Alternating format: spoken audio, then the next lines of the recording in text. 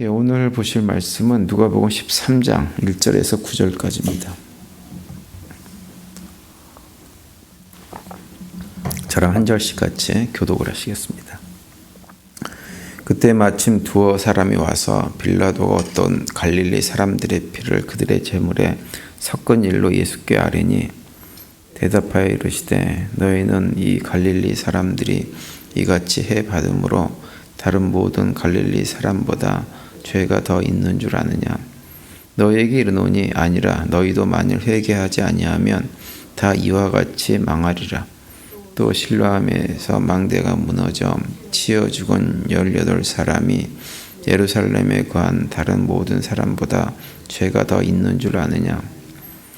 너희에게 이르노니 아니라 너희도 만일 회개하지 아니하면 다 이와 같이 망하리라. 이에 비유로 말씀하시되 한 사람이 포도원에 무화과 나무를 심은 것이 있더니 와서 그 열매를 구하였으나 얻지 못한지라. 포도원 지기에게 이르되 내가 3년을 와서 이 무화과 나무에서 열매를 구하되 얻지 못하니 찍어버리라. 어찌 땅만 버리게 하겠느냐.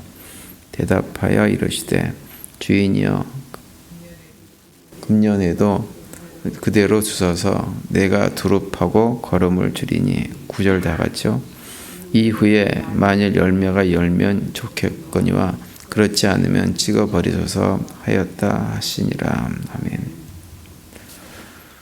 아멘. 오늘 아침에 읽은 본문은 이제 예수님께서 당시 유대 총독이었던 그 빌라도에 의해서 자행된 학살에 대한 그 예수님의 반응이 기록되어져 있는데요. 빌라도가 갈릴리 사람들을 학살해가지고 그들의 피를 자신들이 섬기는 우상 제단에 바쳤다고 하는 그런 내용입니다.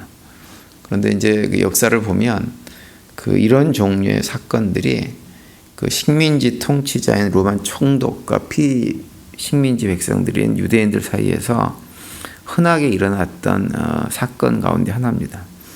그 1세기 역사가 중에서 아주 유명하신 분 계세요. 유대인인데 요세푸스라고 하는 분이 계세요. 근데 이제 그분이 쓴 그 역사책에 보면 어떤 유월절 제사에서는 한 3,000명의 유대인들이 그 제단에 바쳐지는 그 짐승들처럼 학살당했다 이런 표현이 나오고 있고요. 또 다른 유월절에는 무려 2만 명이 넘는 사람들이 학살을 당했다라고 하는 기록도 그 요세푸스의 그 역사책에 기록이 되어져 있습니다.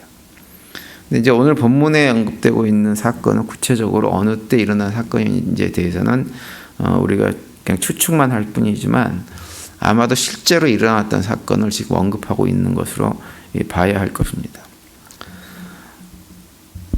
많은 경우에 이제 사람들이 이제 이런 불행한 사건들이 벌어지게 되어지면 어떤 생각을 하냐 하면 그런 학살을 자행한 빌라도 같은 그런 폭군들 이런 사람들에게도 분노를 하지만 반대로 어떤 생각도 하냐면 그 학살을 당한 사람들에 대해서도 은근히 부정적인 생각을 하는 경우가 상당히 많이 있어요. 예를 들면 그 히틀러가 유대인들을 많이 학살했잖아요. 그죠? 600만의 유대인을 학살했다고 역사적인 이제 기록을 하고 있는데 동시에 사람들이 어떤 생각을 하냐면 히틀러도 욕을 하지만 동시에 사람의 생각은 히틀러가 유대인들을 학살한 이유는 유대인들이 그렇게 학살을 당할 만한 사람들이기 때문에 그런 일이 벌어졌다라고도 생각을 하는 경향들이 꽤 많이 있습니다. 유대인들을 싫어하는 사람들 입장에서는 그 사람들은 그렇게 당하는 것이 어떻게 보면 당연해 이런 식으로 생각을 하는 거죠. 오늘 본문에서도 이제 어떤 사람들이 예수님께 와가지고 이런 얘기들을 해 주었는지는 알 수 없지만 당시 상황을 놓고 보면 그 당시 갈릴리 지역이라고 하는 지역은 일반 유대인들, 특별히 이제 예루살렘을 중심으로 살았던 그 유대인들, 전통 유대인들 입장에서 보면은 갈릴리 북쪽에 있는 사람들은 굉장히 질이 낮은 사람들이라고 하는 그런 인식들을 좀 가지고 있었어요. 이제 사마리아 지역, 아시다시피 사마리아 지역에 사는 사람들은 이제 혼혈된 사람들이 많이 살았기 때문에 유대인들이 완전히 그들은 경멸하고 상종도 하지 않는, 말도 섞지 않는 그런 사람들이었지만 그 사마리아보다 이제 북쪽에 있었던 갈릴리 지역 사람들은 그 정도는 아니어도 남쪽에 있었던 유대인들은 북쪽 갈릴리 사람들을 굉장히 그 무시하는 경향들이 굉장히 심했습니다. 그래서 실제로 이제 성경에도 어떤 내용이 나오냐면 그 나다나엘이라고 하는 예수님의 제자가 처음에 나다나엘에게 이제 빌립이라는 제자가 이렇게 예수님을 소개하거든요. 그랬더니 이제 그 나다나엘이 빌립이 예수님 전하는 얘기를 듣고 어떤 얘기를 하냐면 그 이제 빌립이 예수님께서 나사렛 출신이라는 얘기를 해요. 그랬더니 어떤 반응이냐면 나사렛에서 무슨 선한 것이 나올 수 있다고 날 그분을 소개하느냐 이런 식으로 반응을 보입니다. 그러니까는 나다나엘이 했던 그 말은 단순하게 이제 예수님의 고향인 나사렛만을 말하는 것이 아니고 나사렛이 속해 있던 갈릴리 전체를 놓고 얘기를 하면서 그 갈릴리 지역에서는 선한 것이 나올 수가 없어 이런 식으로 반응을 한 거죠. 그래서 당시 사람들의 인식이 그랬기 때문에 빌라도에 의해서 자행되었던 그 갈릴리 사람들에 대한 이런 학살 같은 경우도 빌라도에 대해서도 분노를 동시에 하지만 갈릴리 지역 사람들이 무슨 죄가 있으니까 하나님께서 그런 일을 당하도록 놔뒀지 괜히 그런 일이 일어났겠어? 이런 인식들을 사람들이 가지고 있었다고 하는 거예요. 그래서 이제 예수님에게 그런 얘기를 전해준 사람들의 그 얘기를 들으시고 예수님께서 그 점을 간파하시면서 그 학살 사건을 통해서 오늘 본문은 중요한 교훈의 말씀을 지금 해주고 있는 것입니다.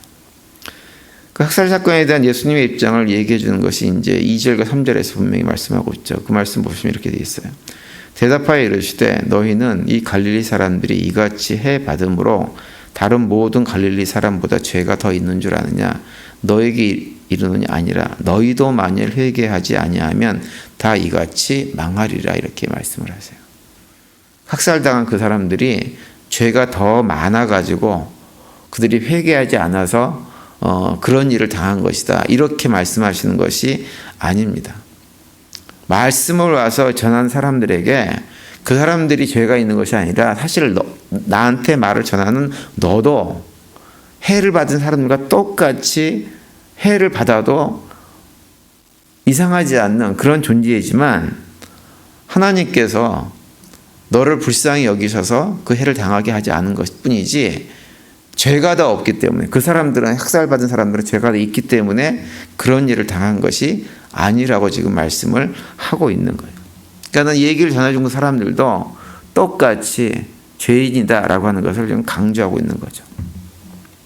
그러면서 이제 예수님께서 어떤 얘기를 하시냐면 이 땅에서 일어나는 이런저런 불행한 일들에 대해서 그것이 어떤 심판의 결과라고 생각을 하고 그런 불행한 일을 당한 사람들을 비난하고 또 그런 경험을 하지 않은 사람들은 마치 아무런 죄도 짓지 않은 이런 사람인 것처럼 행동해서는 안 된다는 얘기를 가르쳐 주십니다.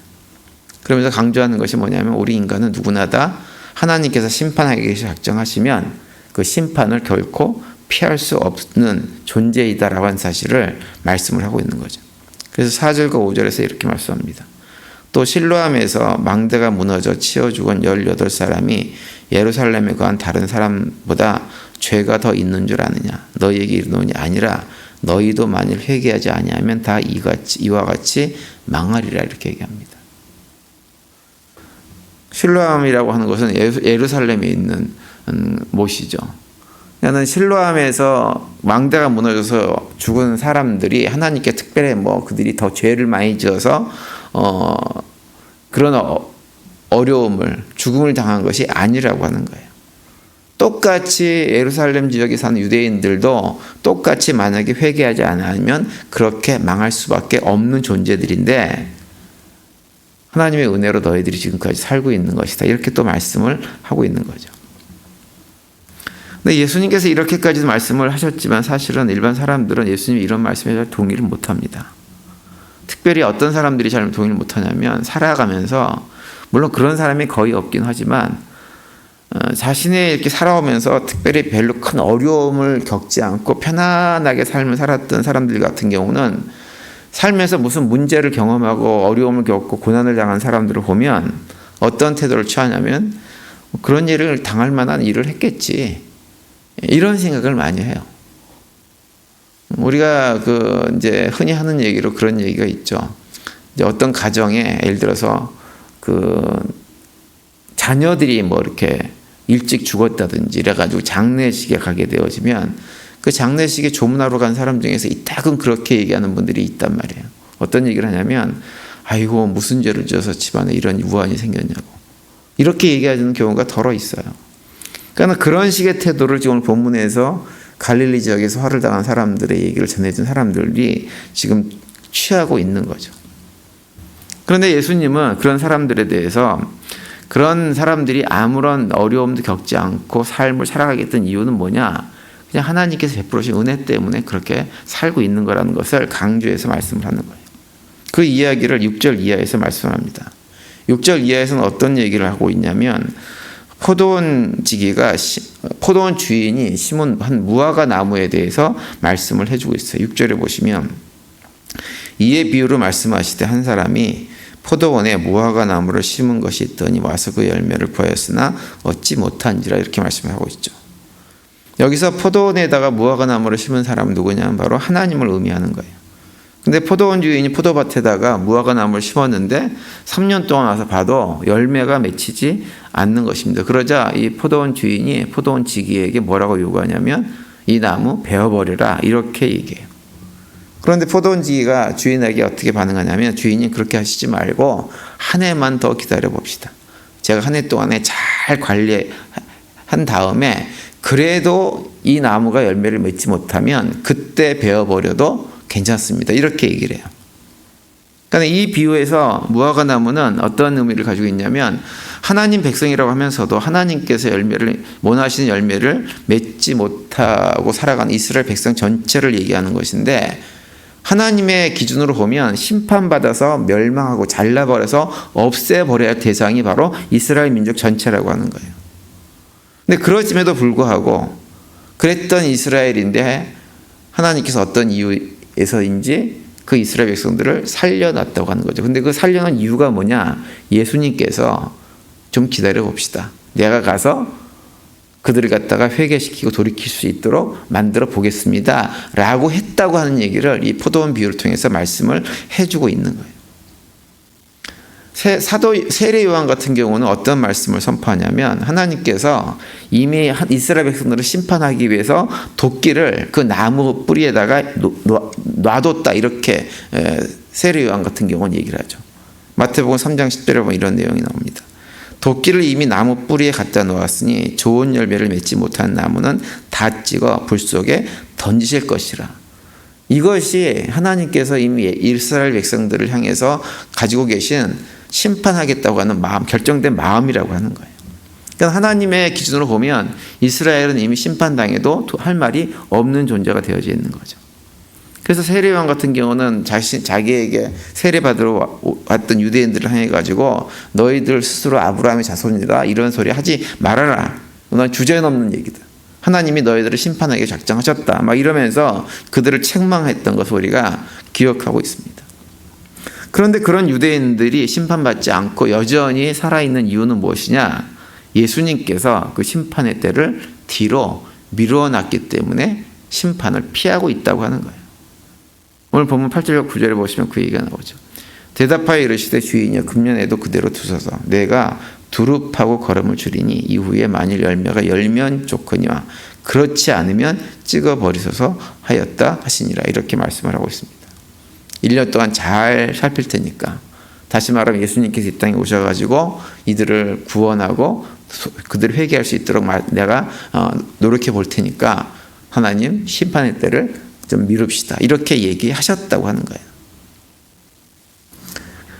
그렇기 때문에 오늘 본문에서 예수님께서 하시는 말씀은 누가 어려움을 당하고 하나님께 심판을 받는 것처럼 그런 모습이 보인다고 하더라도 그걸 단순히 그들의 죄 때문이라고 생각하지 말라고 하는 거예요. 남의 불행을 보고 그 불행을 자신은 당하지 않았다고 마치 자신이 죄가 없는 사람인 것처럼 행동하지 말라고 하는 거죠. 오히려 그런 불행을 당한 사람들을 보게 되어지면 사실은 자신도 그들처럼 하나님의 심판 아래서 떨어질 수밖에 없는 존재인데 내가 아무 일도 없는 이유는 하나님의 은혜 때문이고 지금이라도 내가 회개하고 하나님 앞에 나아가야 될 존재라는 것을 기억하라고 하는 말씀을 오늘 본문에서 예수님께서 해주고 있는 거예요. 예수님께서 말씀하신 대로 하나님의 법과 원칙만 놓고 보면 우리는 누구라도 하나님의 심판을 피할 수 없는 존재들입니다. 그런데 우리가 그 심판을 피하고 하나님의 자녀로 그리스도의 제자로 살아가는 이유는 무엇 때문이냐? 오직 한 가지. 하나님의 사랑과 예수 그리스도의 은혜 때문에 지금 우리가 아무런 문제를 겪지 않고 이 땅에서 살아가고 있는 것입니다. 그렇기 때문에 우리가 이 세상을 살아가면서 주변에서 이런저런 불행을 당한 사람들을 보면 그 불행이 누구의 죄 때문이다라고 단정하는 것이 아니라 오히려 그걸 바라볼 때마다 나도 똑같은데, 나도 저런 어려움을 당해도 할 말이 없는데 하나님의 은혜로 지금까지 평안을 누리고 있구나 그러면서 하나님께 감사하는 것, 그것이 바로 우리들이 해야 될 일입니다. 오늘 하루 지내시면서 그런 겸손함과 그런 감사의 고백으로 하루의 삶이 충만하게 되어진 복된 하루가 될 수 있게 되기를 바라고요. 그 가운데서 또 주님께 주신 평강을 누리는 복된 하루가 되시기를 간절히 축원드립니다.